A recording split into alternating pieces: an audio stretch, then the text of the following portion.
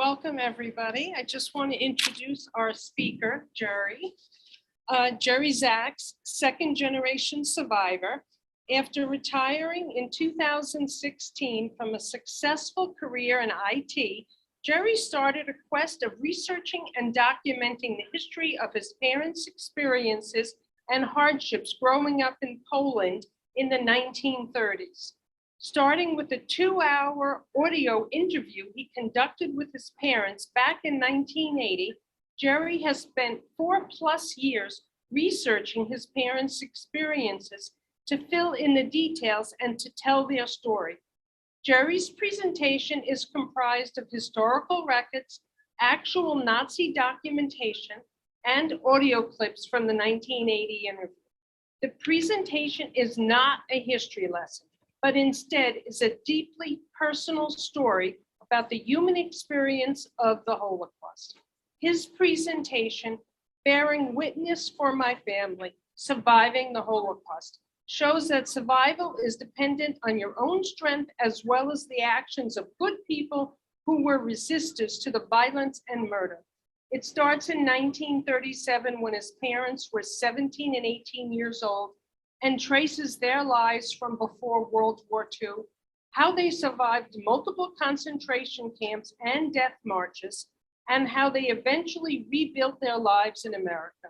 Most recently, Jerry has continued his efforts to keep the memory of the Shoah alive by assembling a detailed presentation on how anyone can conduct their own research on a family member's experiences of the Holocaust, recovering the past, researching the fate of one's family in the Shoah.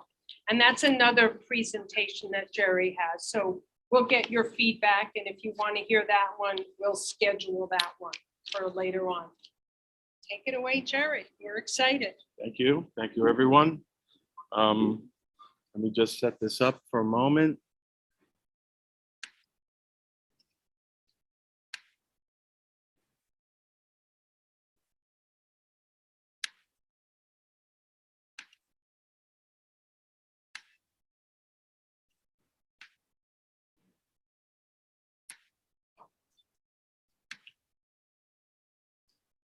So, hello, everyone. Thank you for that wonderful introduction, and thank you for having me here today. I just want everyone to know that if they're uncomfortable with me not being masked, let me know, and I'll put my mask back on. But we're pretty far away. I'm vaxxed, I'm boosted. I've already had COVID, I'm fine. I'm fine. So thank you, everyone. My name's Jerry Zaks, not the famous Jerry Zaks, by the way, if you're concerned. He's my cousin. And I am a second generation Holocaust survivor. And what that means is that both my parents, Saul Zaks and Bertha Zaks, survived multiple concentration camps, as well as my father enduring 3 death marches. And what I'd like to do is tell you their experiences today. On each of my slides, we're going to have a timeline across the top. I wish I could get rid of this, sorry. We're going to have a timeline across the top, and we'll follow that timeline throughout their experiences. And we're going to start in 1937. So why do I start in 1937? One primary reason, if you can lower the volume on that. One primary reason is that in 1937, it's about 5.5 years after the Great Depression in Europe, after World War I. So the economy was beginning to bounce back, people's lives were beginning to bounce back, people were beginning to look forward to the future again, and times were good. The other reason I started in 1937 is it's some of the earliest pictures I have of my parents. Here on the left, you can see my mother circled in yellow. She's 17 years old in 1937. She's studying bookkeeping in high school, okay? And here she is at a swimming party with her high school friends. The gentleman in the middle is her father, my maternal grandfather. He is the manager of the railway station in Low, Poland, and he also owns a successful grocery store. So things were pretty good for them. They had a grocery store, he had a full-time job, she's graduating with a bookkeeping degree. Times were good and they were looking forward to her future. On the right is the Zaks family, my father's family. My father is 18 years old, here circled in yellow. He is working with his father, my grandfather. Gershon Zaks is his Yiddish name, and that's who I'm named after. And they own a butcher business, but it's not just a butcher business. It's not just a small retail outlet. They're retail, they're wholesale. Through my research, I actually found a document of the union, the Artisans Guild in Będzin, Poland, where they grew up. And he was actually the manager, the president, the leader of the Butchers Artisan Guild in Będzin, Poland. So he was a pretty well-known guy. I've got a picture of him with a bunch of people in jackets, suits, and ties. Very successful. So my father and mother, they're 17, 18 years old. They've got their whole life in front of them. Things are looking great for them. Things are bouncing back. They're living happy and fulfilled lives. Yes, certainly they knew about Germany. It was next door. It was the next country over. They probably knew about Hitler, but it's 2 years away before he really rises to power and before he invades Poland and starts World War II. So they don't have a care in the world. They're looking great. We jump ahead to September of 1939. My mother is now 19 years old. She's graduated high school, and she's working as a bookkeeper in a local factory. Now, that factory is about a half a block away from her father's grocery store where her mother's working, which is also about a half a block away from their home. And every day, my mother would leave work for lunch, pick up her mother, and they'd go home to have lunch. And as it was mentioned, I interviewed my parents back in 1980, and I have some audio clips. I'd like you to hear my mother's account of what happened one Friday afternoon. I used to work very close to the house, and it was a half a block to our store. So I used to go to the store, and my mother used to take me home, and we had lunch. And then on a Friday, the 1st of September, 39, I was walking home with my mother. And all of a sudden, we saw planes. And the planes were throwing things down. And I said to my mother, I said, Ma, they are bombs. And she says, you're crazy. They're making this on the exercise. I put the two of them together, and I said, it must be war.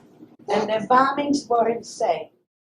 So it's 2016 when I retired, and I start transcribing. I pull out this audio tape and I start transcribing it, and I hear her rattle off Friday, September 1st, right off the top of her head. So I turn to Google and I ask, when did Germany start World War II? And sure enough, up comes, along with numerous articles and images, comes the front page of the New York Times, dated Friday, September 1st, and they're with these pictures of planes dropping bombs. So it's like she had this date ingrained in her for the rest of her life. And on that day, the world changes. In the meantime, that same first week in September, let's talk about what's going on with my father. He's in Będzin, Poland, which is, I'm sorry? Closer to the mic, sorry. He's in Będzin, Poland, which is much closer to the German border. That's about 30, 40 miles from the German border. So that first week of September, when they invade Poland, they don't see planes bombing, they see Germans marching into town. And the Germans immediately start burning things and looting and rioting. And I'd like you to hear my father's account of the Great Będzin Synagogue. All of a sudden they came in, the first thing was the kids German. They're going to school. We used to have a school in our town like a church. Something gorgeous to see. We don't see a school like this. So you can kind of hear in my father's voice how he loved this synagogue. This is the synagogue that he and his family went to for High Holy Days. Here are some pictures of the inside, the outside. This is a postcard of the Great Będzin Synagogue, and you can see up on the hill to the left is the Będzin Castle, which still stands today. And here is a picture after the war of what happened and how they burned it down and the surrounding area. What my father didn't mention in this little audio clip is they started burning down the synagogue, and about 50, 60 people ran into the synagogue to try and save some artifacts, most importantly, the Torahs. The Germans locked the doors. They locked about 50 or 60 people in the synagogue and burned the synagogue down with them in it. If any of the people tried to break through the doors or jump out the windows, they were shot on sight. They were shot when they tried to escape the synagogue. And the Germans also burned down about 50 homes surrounding the synagogue, which was entirely inhabited by Jews. So they burned down the entire area. And again, this first week in September is the lives of my parents and the whole world changes. So from that time, 1939, for the next 3 years to 1942, things progressively get worse and worse and worse for Jews throughout Europe, especially in Poland. People start losing their jobs, and my maternal grandfather loses his job as the manager of the railway station. People start needing to be registered, and after a while, registration's not enough. They have to start wearing the yellow symbols on their clothing, the Stars of David on their clothing, and signs were posted around town that you see in the middle here that translates to whoever wears this sign is an enemy of the people. It was part of the German propaganda machine. Stores were looted, stores were broken into, homes were taken away, people were hoarded into ghettos, and the worst is there was started to be pogroms where not just the Germans would attack Jews on the street who had the symbols, they would just the citizenry of the towns would start attacking people. You of course know the pogrom named Kristallnacht, but there was another famous one in the summer of 1941, the Low pogrom, where my mother was growing up. And I'd like you to hear her account of living through the Low pogrom of 1941. When something like this goes on, the first thing the Jews get hit. My father was the job. Anytime any the big deal goes on, the Jews right away there's a pogrom. They used to go in the street and they could take a cane and put on the end of it a razor blade and chop chop. Across the street, one of our neighbors, the boy, was killed. So did they cause any trouble for your parents' grocery store? Yes. Eventually, he had to move out. And they were throwing rocks at the windows. That's what I was. The Polish could say, "Oh, my son shouldn't see that I'm buying by you because you're not supposed to buy by Jews." So again, things are getting worse and worse for my mother, and things are getting worse and worse throughout life in Poland. And my mother survives the Low pogrom. So towards the end of 1944, things start really changing. My mother is now 20. Excuse me, we really need everybody to please mute themselves right now, please. The host can, yeah. So things are getting worse and worse, I say. In 1942, my mother is 22 years old, and she's engaged to be married. She has a fiance. And the fiance's family actually lives in Germany proper, right? And believe it or not, actually Jews in Germany had it a little bit better than the Jews in Poland, okay? And by the end of 1942, my mother's parents goes to my mother and they say, "You've got to leave, right? You've got to get away, you've got to escape. Go with your fiance and go move in with the fiance's family in Germany." And I'd like you to hear my mother's account of her leaving her parents. Their town belonged to Germany. So it was very quiet there. And the family said to him, "Come here." So he made up that for $4,000, they're going to take 4 people. It was him, me, and 2 of his friends. So I said to my mother, "How can I leave you under those circumstances here?" My mother said to me, "You are young and you have a life in front of you. And I lived through 1 war, and through 2 wars, nobody can live." And I didn't want to leave her, and she says, "You have to leave me. If you have a choice and a chance, you do it." I will never forget that I was on the truck, and through the thing, I saw my father. I couldn't say goodbye to him. You know, through the war, we always thought maybe life will come back the same way. But as I was going out of the city, I looked through the holes in the truck and I figured to myself, I'm never going to walk those streets again. So you got to think of yourself at 22 years old, right? Yeah, things are getting pretty bad, but maybe things will come back, things will turn around, and you're engaged to be married, and your parents are saying, "You've got to get out." So they make these plans. They spend $4,000 back in 1942. That's a lot of money, right? And she doesn't know when they're going to make the escape. The truck is going to be ready at a moment's notice. So one day, it's the time, go. There's no going away parties. There's no packing.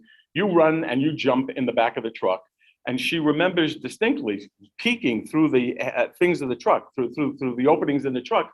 She sees her father coming home from the grocery store. There are German soldiers in the street. She can't get out of the truck to even say goodbye to her father. And she sees him as the truck is driving away. And she's saying to herself, she's never going to see her parents again. She's never going to see the streets of Low Poland again, where she grew up.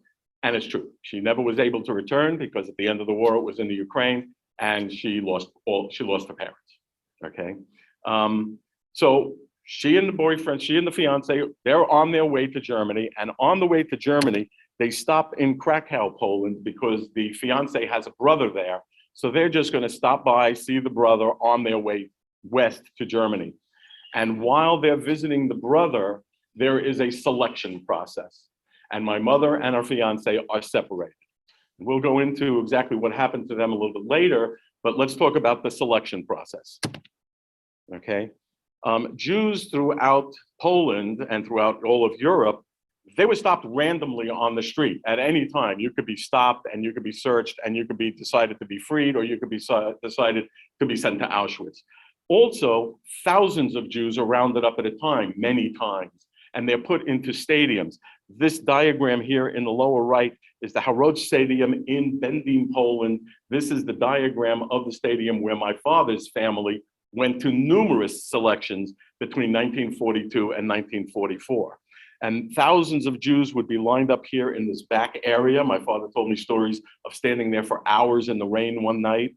You'd line up and get to the circle where you would be examined for 1 or 2 seconds, and it would be decided if you would be freed, or if you were strong and young and you would go to a labor camp, or if you were worthless to the German effort and you would be sent to Auschwitz.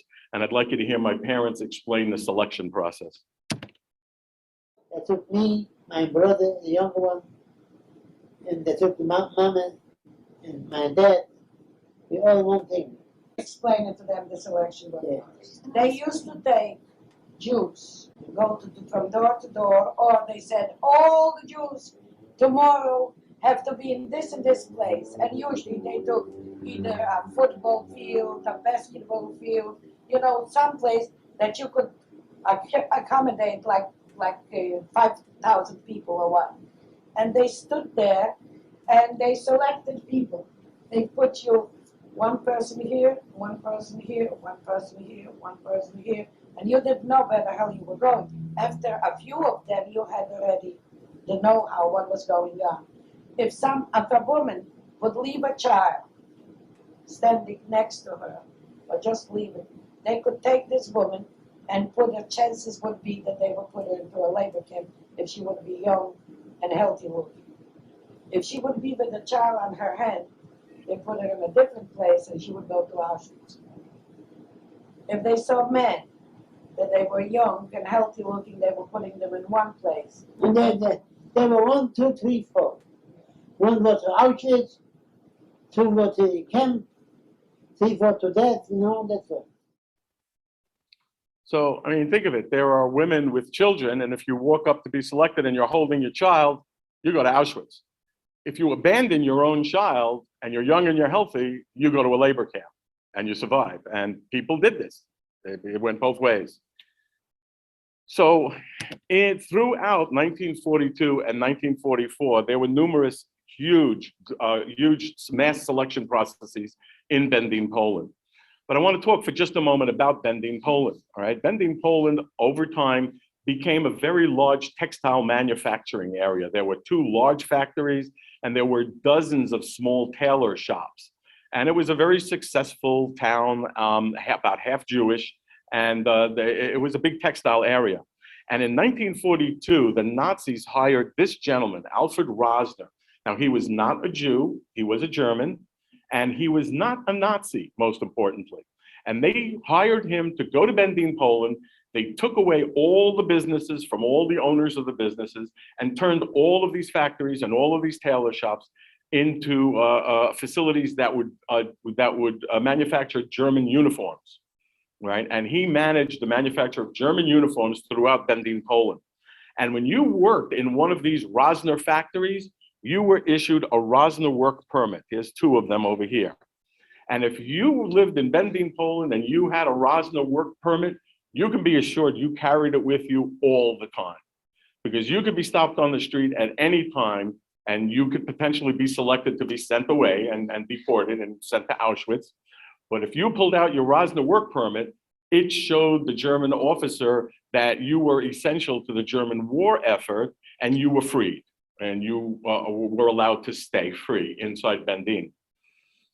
The reason I tell you that is my father actually went to one of these factories and bribed a manager, and he bought 5 Rosner permits or in the black market. Now, remember, I mentioned my grandfather and my father, they were butchers. Between you and me, the concept of them being a tailor is kind of laughable, right? But they had these Rosner work permits that they distributed to their family. So numerous times between 1942 and 1944, there were these huge selections. They would go to that stadium, they'd wait their turn, they'd show the Rosner work card, and they'd be free. And this happened numerous times between those 2 years. However, as the war was reaching the end and the Germans were working towards their final solution of murdering all Jews throughout Europe, they started picking random towns to be Judenfrei, and that means cleansed of all Jews.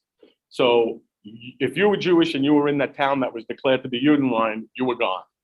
And there was one selection, and 1944, the Zaks family went there, confident with their Rosner work permits, and they got up line, they showed them the work permits, they were taken away, they were ripped up, and they were separated. So the Zaks family is now separated, and they go in different directions. My grandparents, they're about 61, 62, according to their birth certificates that I found. So they're not really old. And the youngest uncle, Shlomik, is studying accounting in high school. They get sent to Auschwitz because they're kind of worthless, right? My grandmother has no real skills. She gets off the train in Auschwitz. She is immediately sent to the gas chamber and murdered and cremated. My grandfather, who's a butcher, he gets sent to work in the kitchen. And Shlomik, who's studying accounting, he gets sent to work in the office doing accounting and keeping track of the prisoners. Now, a side story that we found out is my grandfather is in the kitchen one day and his job is cutting the meat of the day for the prisoners. The prisoners line up, they go by him, and he's cutting salami that day, right? And on the line, all of a sudden, is a very good friend of his from Bendin. So he cuts him a bigger piece of salami. A guard saw him, beat him on the head, knocked him down, cracked his head open. He gets sent to the infirmary. And, you know, if you're in Auschwitz in the infirmary and you're over 60 years old, they don't take care of you to try and heal you. So the next morning he gets selected to be murdered. He gets sent to the gas chambers the next day. Shlomik in the office sees this and voluntarily goes with him to his death because he doesn't want his father to die alone. So I lose my grandparents and the youngest uncle, Shlomik. Now you may ask, how in heaven's name do I know this story? The guy who he cut the larger piece of salami survived. And he told my father and he told the family. So we actually heard this from the guy who received that larger piece of salami. In the meantime, these pictures that you see here are pictures that I took when my wife and I visited Poland. I visited all the concentration camps my father was in, and I drove the death marches. These are pictures I took of Auschwitz-Birkenau, Auschwitz II. This is where my grandparents were murdered, and my aunt actually was. And you know, no matter how many pictures you see, no matter how much you read, you will never get an appreciation for how overwhelming this place is.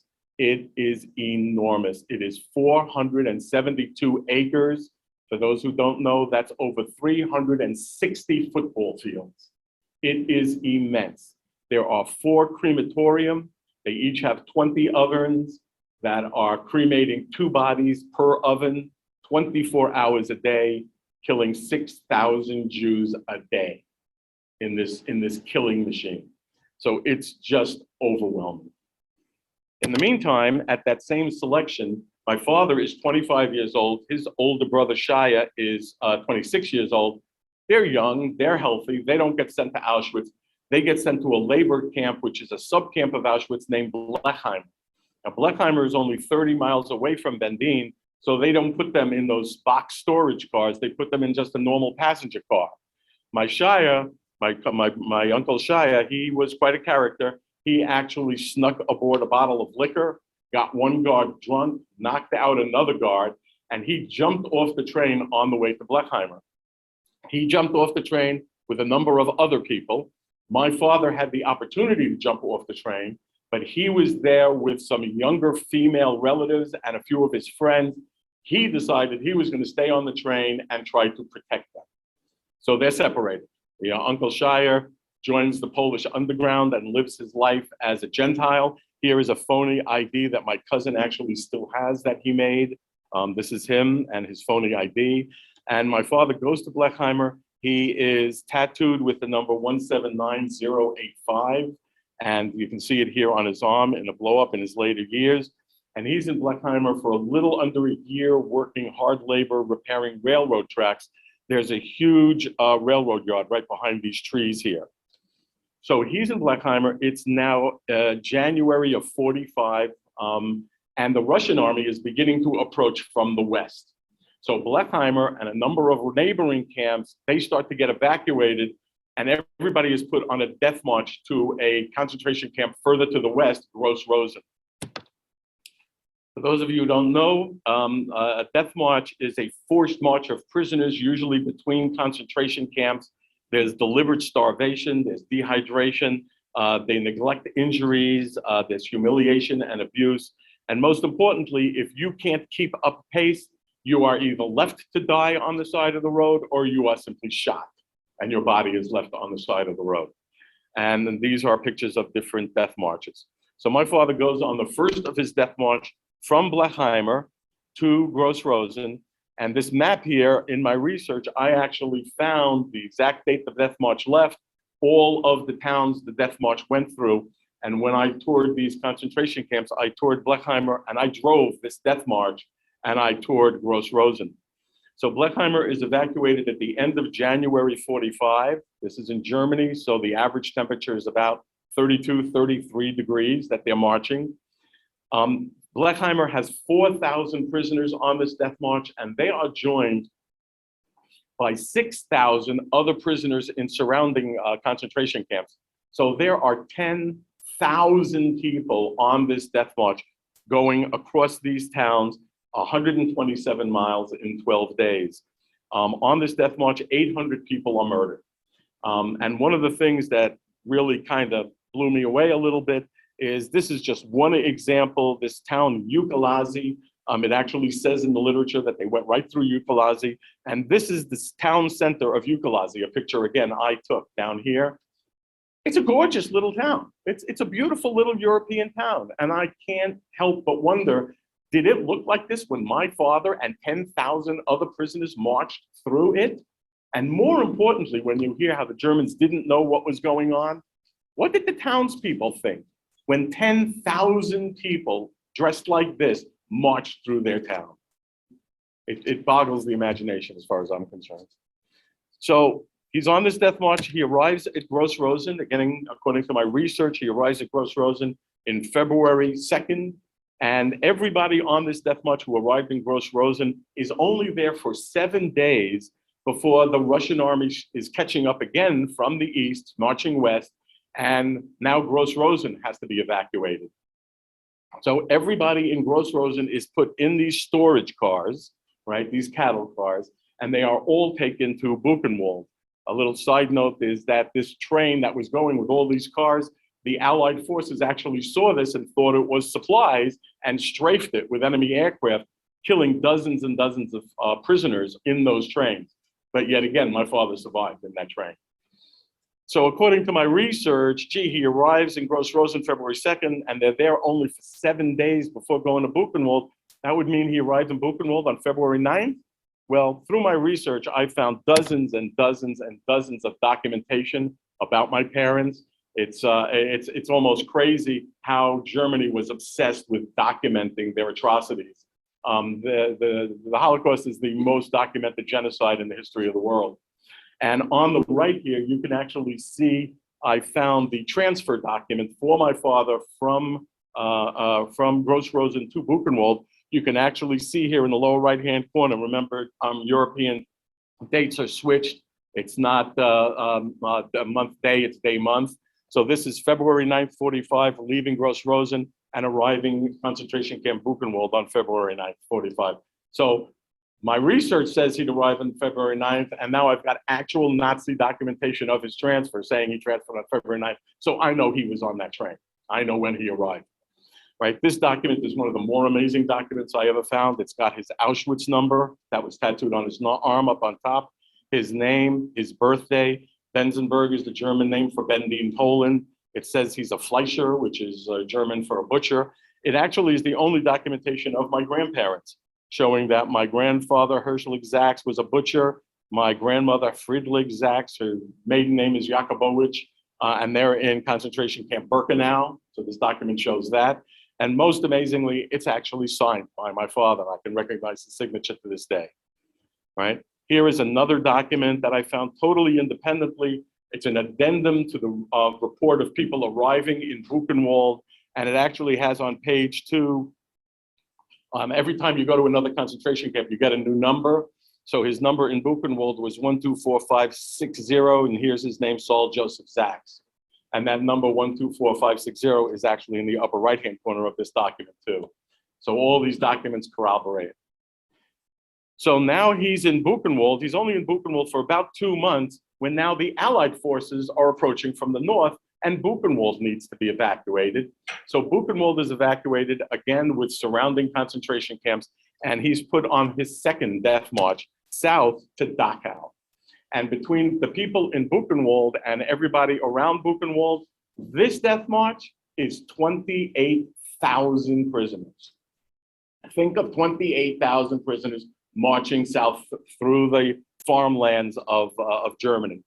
Of those 28,000, a third of them are murdered en route. 9,000 souls were lost on that death march. That death march was 220 miles, very little food, very little water. And again, I just can't imagine what the townspeople and the surrounding people thought when they saw 28,000 people march by. So he arrives in Dachau, and Dachau was one of the first concentration camps. It's one of the smallest concentration camps. It now has 4 to 5 times the number of people it was ever designed to hold. It is seriously overcrowded, very poor sanitary conditions. There's a serious typhus epidemic going on. And again, yet my father survives. Now, throughout my tour of these concentration camps, you can well imagine that it was pretty emotional at some times. This picture here on the left was one of the more powerful ones for me. When you walk around Dachau even today, all of the barbed wire is still intact. There is only one entrance in and out of Dachau, and it's through this building, through this opening. And you can see from the size of the people that that opening's got to be what, 12, 15 feet wide at most. This walkway, the only entrance in, is maybe 25 feet wide. So I'm standing there taking this picture, and I'm saying to myself, I'm within feet of where my father marched into Dachau on his death march. So it was a pretty powerful emotional time for me. So he's in Dachau, and again, the Allied forces are approaching. So now Dachau is evacuated, and my father is placed on the third of his 3 death marches.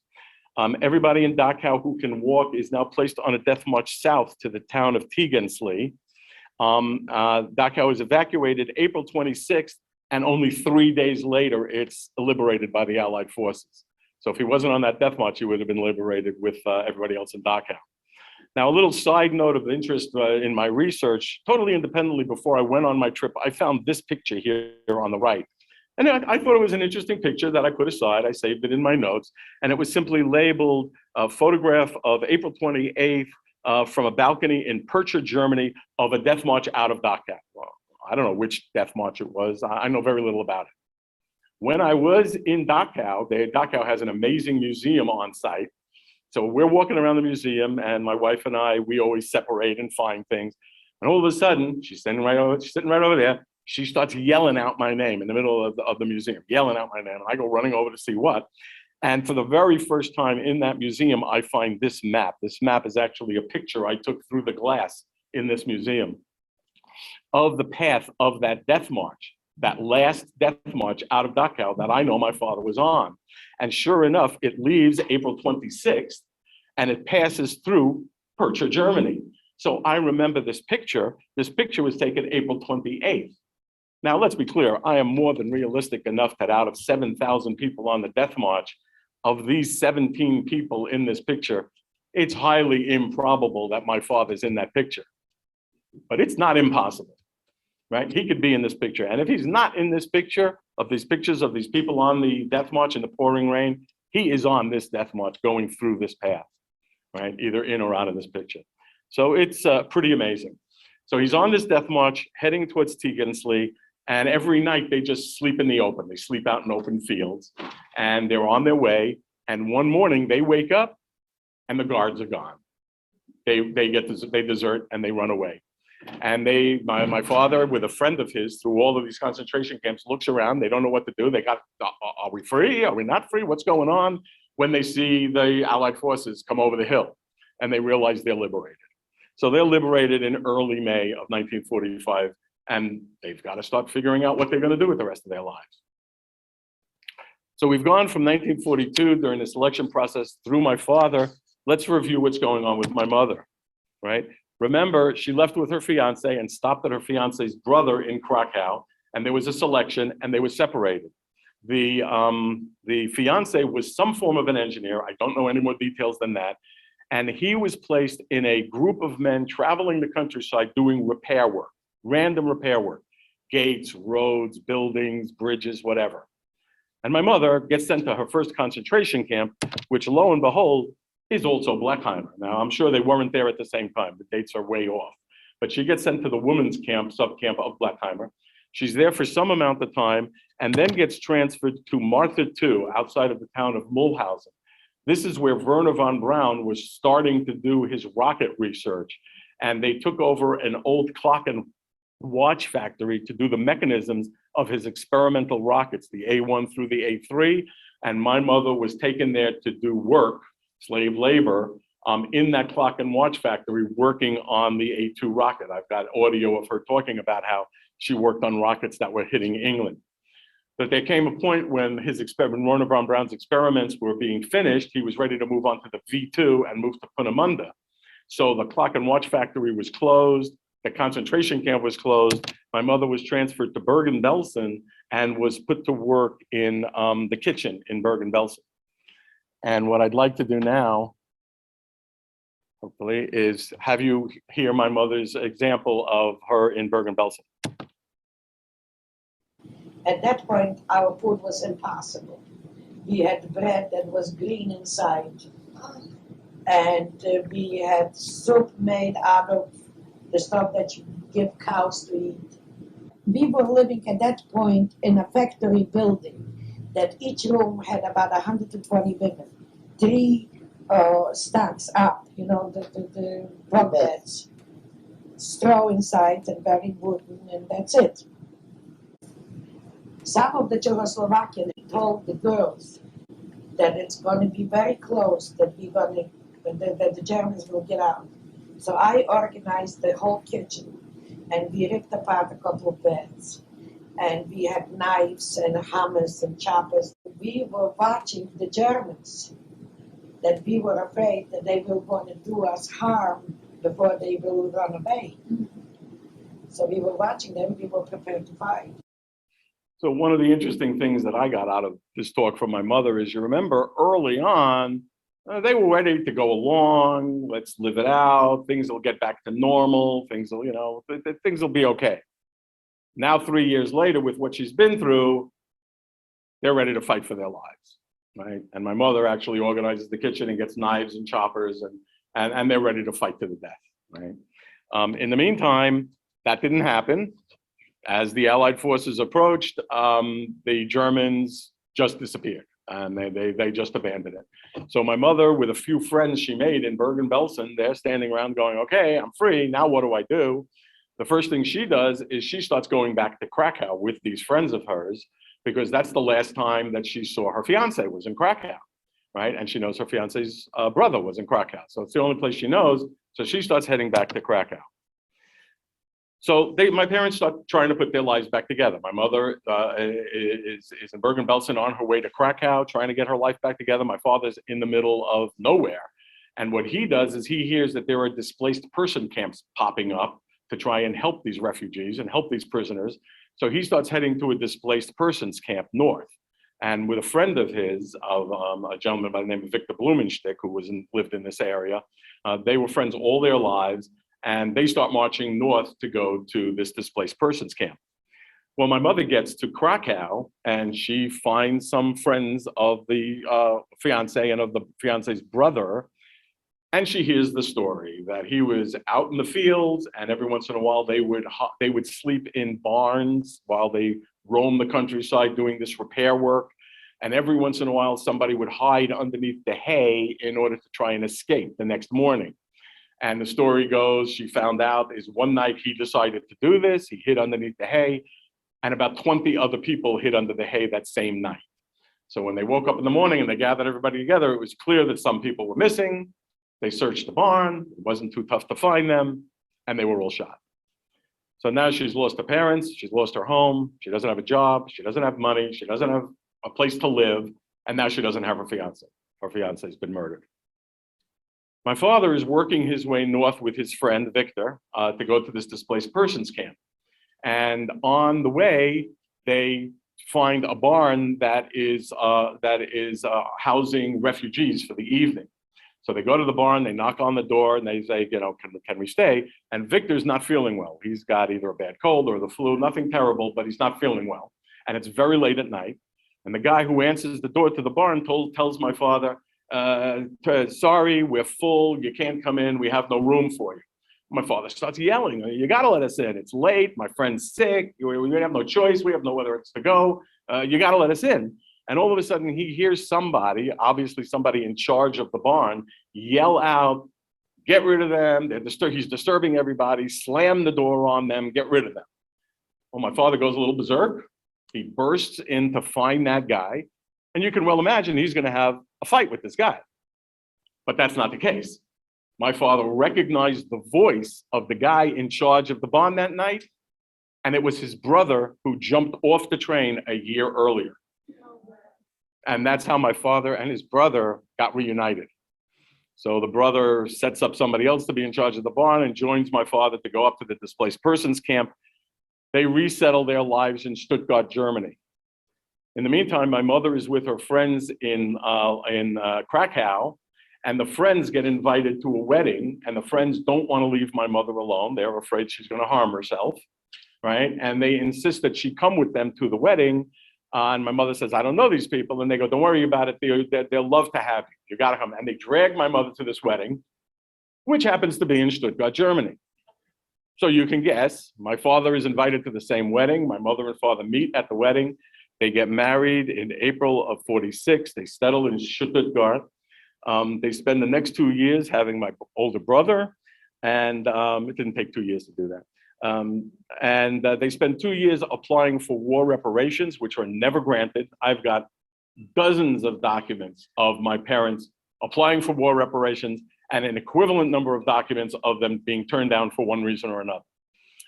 Dozens and dozens of documents, and also trying to apply to emigrate to the United States.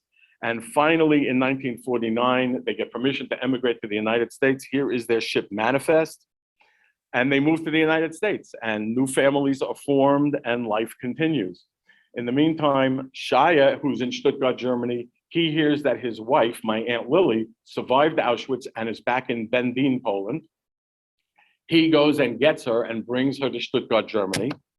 So my parents, they settle in the Bronx and then later Queens. My Uncle Shia and Aunt Lily, they settle in Paterson, New Jersey. Between them, they have 4 sons. And between us, we have 9 grandchildren, and there are 11 great-grandchildren. So the Zaks family grows and prospers in the United States, and the Nazis' final solution is a failure. I'd like to conclude with asking everybody what happens next, right? What's going to happen next? And I want to read a little piece of a poem that I found. This is from a pastor who was also a victim of the Nazis. It's a very long poem. I'm not even going to read the stanzas that are here.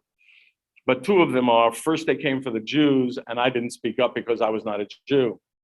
And then they came for the communists, and I didn't speak up because I wasn't a communist. And it goes on and on and on until it ends with, and then they finally came for me, and there was no one left to speak out for me. So what are we going to do, right? I'm sure we've all heard about Holocaust denial. I'm sure we've heard slurs against a specific group of people, right? And how are we going to react? How are we going to train our children to react, right? Are we going to be like the people in that picture of the low pogroms standing by, watching Jews being beaten on the street and just standing there and do nothing? Or are we and our children going to rise to the occasion and do what's morally right and be the next Alfred Rosner, who against his own safety and his loss of his own life, did I mention that, by the way? Did I skip that? Yeah, you get that. I skipped it. My God, Alfred Rosner, who was doing all that work in Bendine, knowing that his permits were being sold, he also learned Yiddish, and he would hear that there's going to be a selection the next day, right? Because he owned all these factories. And he'd go out on a horse at night, the night before, and in Yiddish start yelling in the streets, there's going to be a selection, don't go to it, hide in your house, right? He saved hundreds and hundreds and hundreds of Jews, right? So, and he was arrested in 1944 by the Nazis, and he was executed for his work in saving Jews. So I want to ask, are we going to be an Alfred Rosner and against, our own personal safety, do what's morally right and try and save these people, right? Are we and our children going to look for and recognize signs of injustice? Are we never going to be complacent? Because complacency is silence, and we can never be silent, right? And most of all, we must never forget. And we must never forget that the Holocaust is not just about, it is, but it's not just about 6 million Jews, the names of the death camps. It's not just about images of people with stars on their chest or dates and maps, right? The Holocaust is about blind and unjustified hate. Hate of race, hate of religion, hate of people that simply don't think like you. The Holocaust is about families that were torn apart and destroyed. And the Holocaust is about people.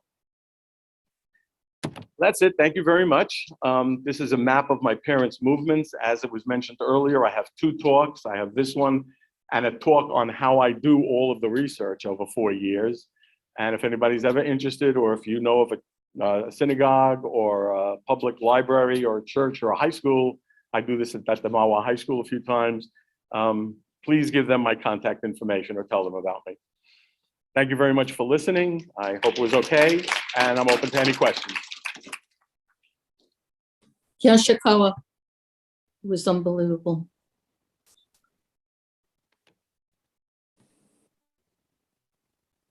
Yeah, I'm sorry. My family was also from Benji, Really? and the ones who are still there, most of them were killed. But one cousin is still alive. The war ended, she went to Benji, she sold her house, and was still their house, and opened the door. I said, "You're still alive?"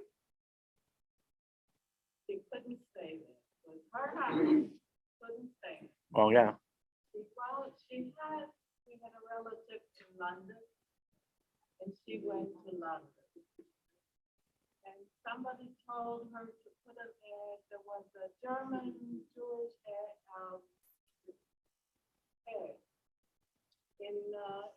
in America, and people wrote down to, so and so or such and such. And she put her name in, and her uncle found it. Oh, wow. And then we were in America already, and the only cousins that lived from that place were 2 that were, they were both in France. One was a doctor, becoming a doctor, and the other. Yeah, if anybody ever wants to look for family, there's numerous sites, but I would really recommend Jewish Gen.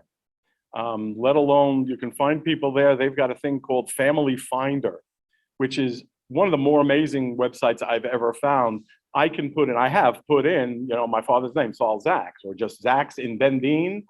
And it doesn't tell you about Zaks in Bendine. It tells you everybody else on Jewish Gen, which is hundreds of thousands of people, who've ever looked for a Zaks in Bendine. And then you can contact them and say, hey, I saw that you looked for a Zaks in Bendine. Why? Are you my relative? What's your history? And I've used that numerous times. It's quite an amazing site. Can you repeat the question? Okay. Well, this actually wasn't really a question. It was just a comment that her family was also from Bendine, and she related a story of some family members that went back to Bendine and lived in But Bendine. they moved to Germany before then. Yeah. My mother was born in Germany in Stuttgart. And what they did in Europe is one went to Germany and then they started bringing the brothers one at a time, right? Yeah. Right. So I had a few uncles, they too. And they went to London. Luckily, they got out. Yeah. Well, I went to the Bronx, so I don't know how lucky I am, but So they were found out I'm in all right. Washington Heights. yeah. Any other questions? Sure. My father's parents, they were born in Denton, Poland. And my mother and father were very friendly with your aunt and uncle. Oh, really? Yes, but I learned a lot about your aunt and uncle from this presentation. Yeah. They moved to Patterson. Yeah. Patterson. Yeah, they were pretty well known in Patterson. He had a butcher shop in Patterson. So They my can- If you can repeat what people say because. I don't. they cannot hear you. And he simply related in the story that he also had family from an area in Poland that settled in the Patterson area, and that his family actually knew my uncle Shia, who lived in Patterson. So it wasn't a question as much as just more information. both grandparents that I had went to Paris, France after the First World War. So my family was very, very lucky Yeah. to survive. Well, any one of these people are lucky if they survive, to be completely honest. Yeah.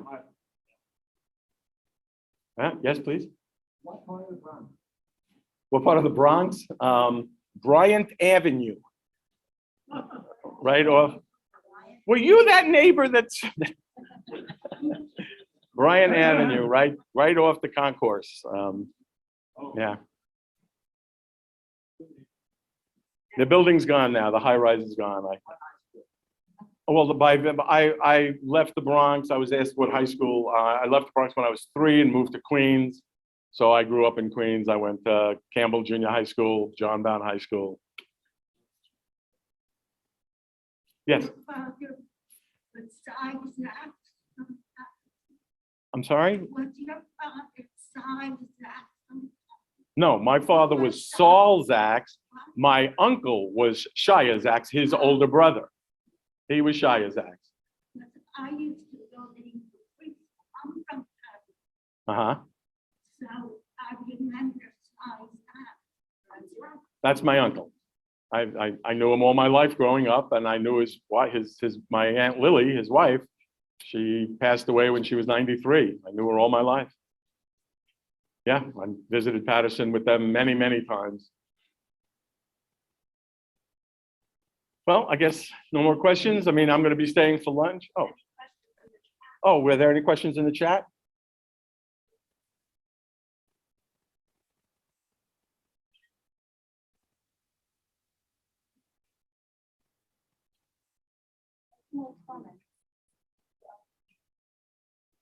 And I'm staying for the lunch in case anybody wants to drop by and talk.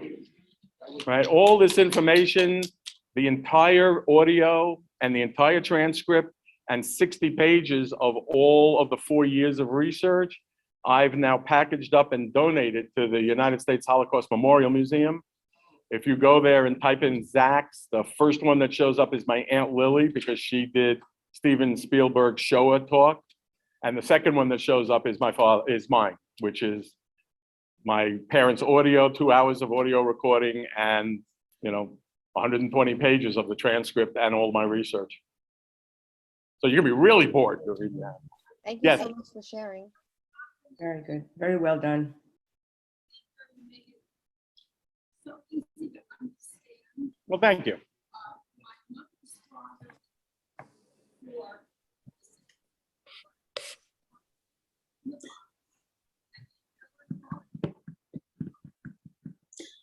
Jerry, I wanted to ask, how do you get into the high school? I'm in the middle of a question. Hold on, I'm sorry. Oh, I'm sorry, I didn't realize that.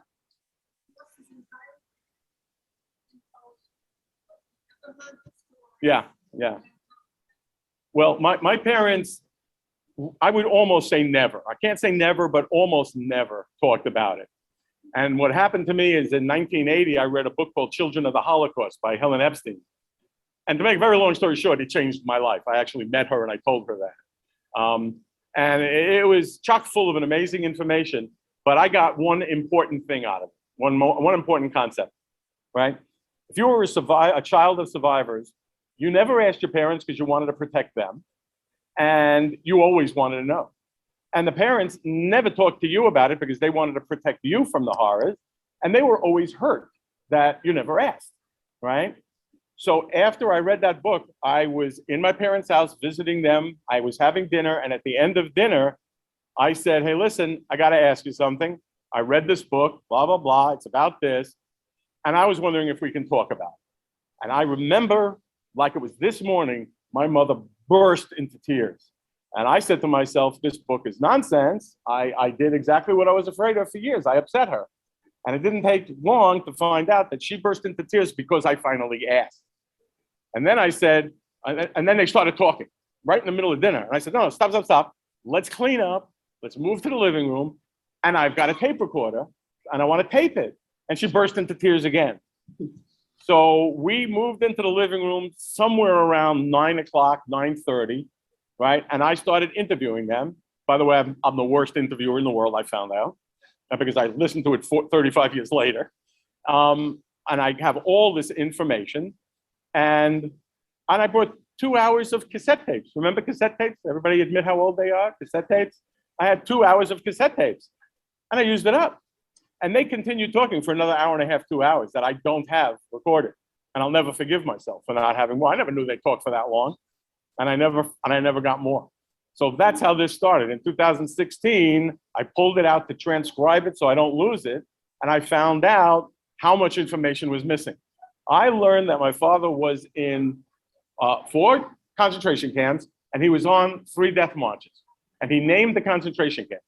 But I never knew the order. I never knew the death marches. I never knew why. I never knew when.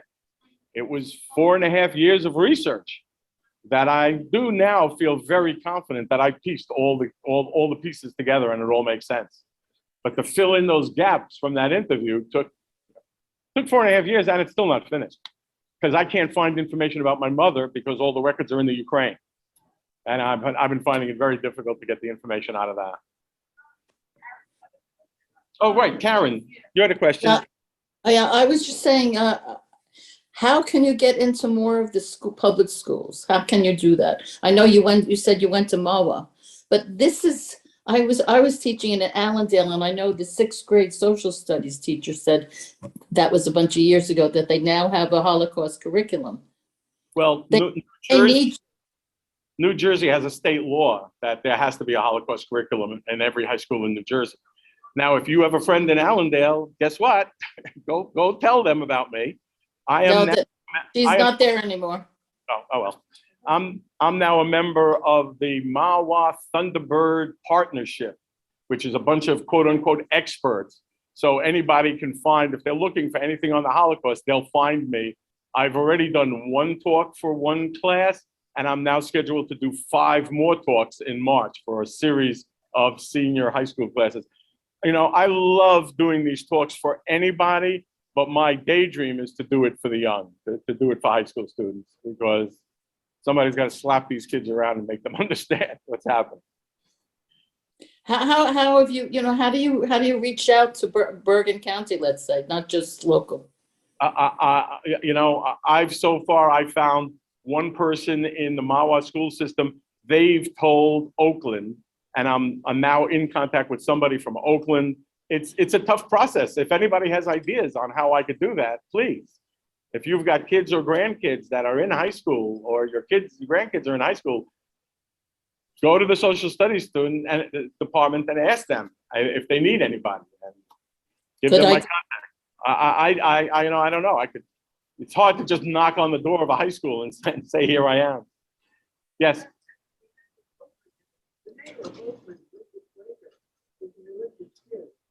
Oh. No, I wasn't, to be honest.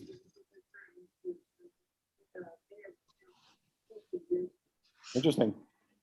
Yeah, I'm working on it. I'm now involved, by the way, in I'd say about a half a dozen different Holocaust museums and research institutes all around the tri-state area, right? And when a high school needs someone and reaches out to one of these places, they'll contact me, or, I'm one of a number of different speakers, and existing survivors always get top priority to go in and talk, right? I've missed a number of opportunities because a survivor can go in and talk, and rightfully so. They should go in first. But I'm trying to be there because I'm sorry to say we're losing more and more survivors as time goes on. And somebody has to fill that. What is the website? For Jewish genealogy, the best website is jewishgen.org, right? One word, Jewish, Gen. If you want to do specific Holocaust research, you have to start with the Arelson Archives, which is the outgrowth of the International Tracing Service. And they are amazing. They are amazing. And even if you don't want to, if you're not savvy with the internet to do the research yourself, Arelson Archive has about 33 million Nazi documents in their records. Only about 17% of them have been digitized and are online. So you go to their website and you fill out a very simple form, giving them as much information as you have, and then you don't have to do the work. You sit back and they'll get back to you and send you all the information on that person they can find. Now, I grant you, it takes like 9 months to 12 months to get back. They are swamped constantly, but they will get back to you, and it's amazing the stuff they'll send you. That's for Holocaust research, the Arelson Archives. Anyway, I think we're. Great. Thank you so much. Yeah, you're very welcome. This was fascinating. Thank for you. sharing that. Thank you for coming.